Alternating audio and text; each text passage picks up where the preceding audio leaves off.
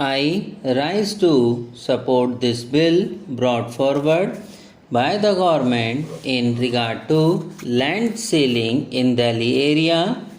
Sir, as has been said by my colleagues from both sides of the house, and ceiling is one aspect of land management in the agricultural economy of this country.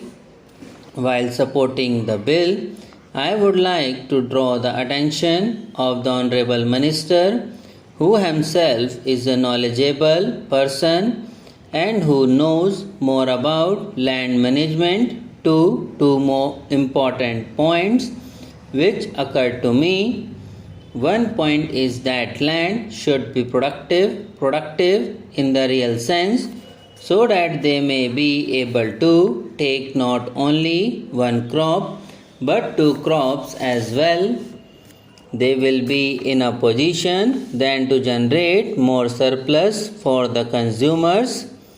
In this connection, the latest reports of the National Sample Survey, the RBI, and Agricultural Census published by his ministry are very bright.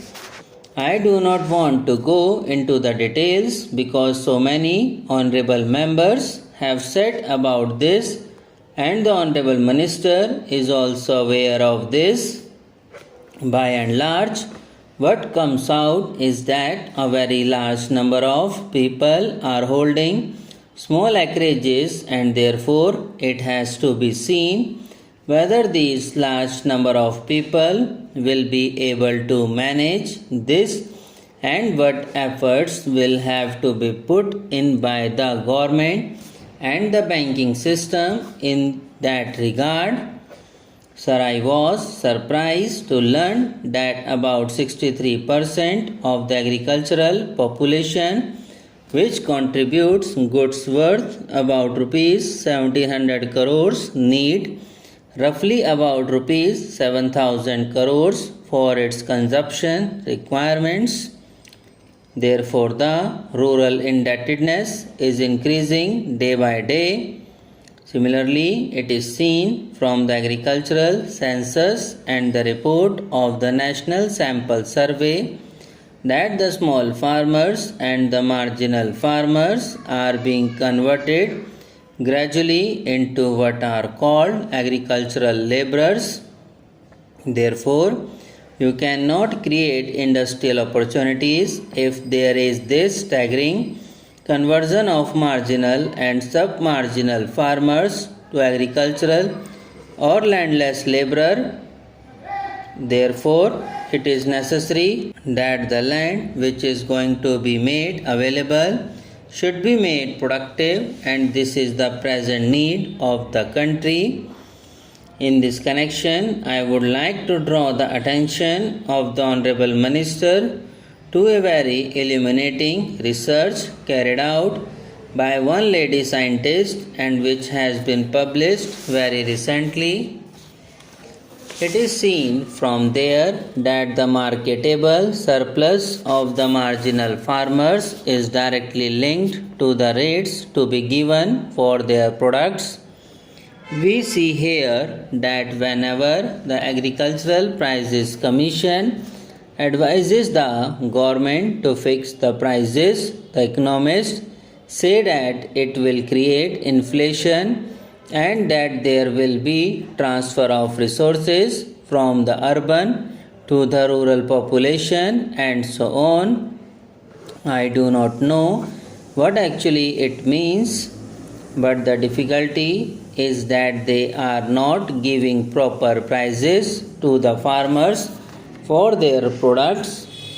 For that purpose, if the marketable surplus is to be taken from farmers, then care has to be taken particularly with regard to the distribution of land, whether it is in Delhi or anywhere else in this country, so that proper relationship is maintained whereby marketable surplus is made available.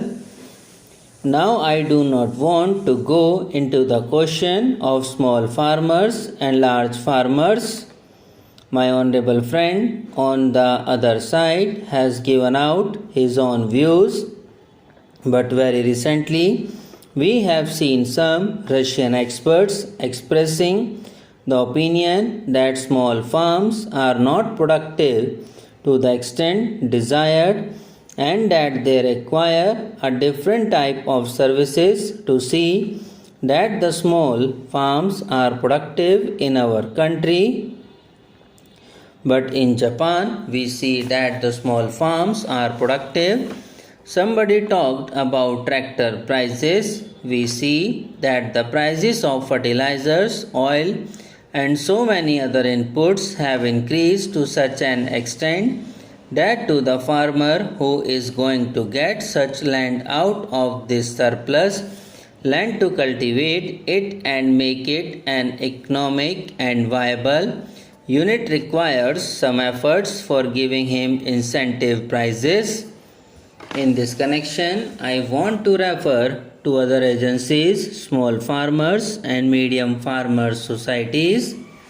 Now the scheme of rural banks, the efforts of the nationalized banks and the cooperative banks are there.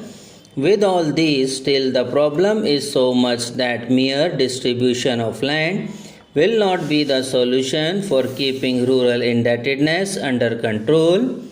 For that purpose, I think more risk-oriented capital has to be put in.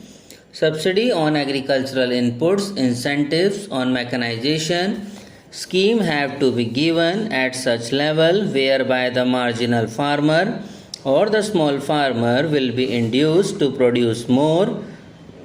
It is my experience that in metropolitan cities like Delhi, Mumbai, Calcutta and Chennai, you have now enacted laws for small farmers and created distribution agencies for the available surplus, but no steps are taken for Benami land held by professionals like doctors and lawyers.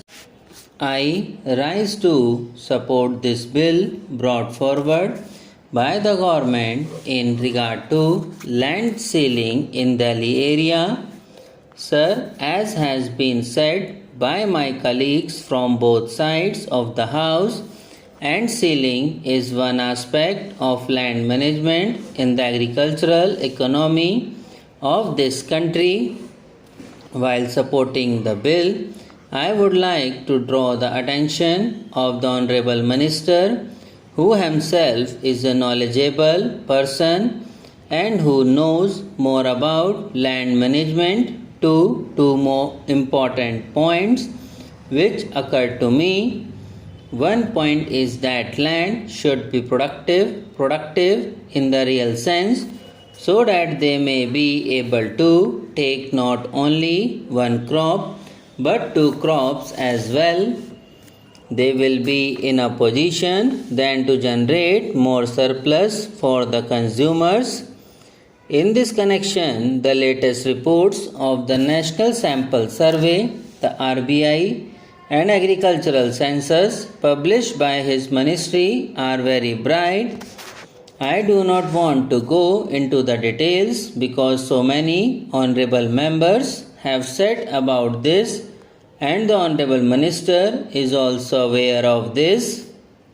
By and large, what comes out is that a very large number of people are holding small acreages, and therefore it has to be seen whether these large number of people will be able to manage this and what efforts will have to be put in by the government and the banking system in that regard. Sir, I was surprised to learn that about 63% of the agricultural population, which contributes goods worth about rupees 1700 crores, need roughly about rupees 7000 crores for its consumption requirements. Therefore, the rural indebtedness is increasing day by day. Similarly, it is seen from the agricultural census and the report of the National. Subscribe now and press the bell icon. Never miss an update.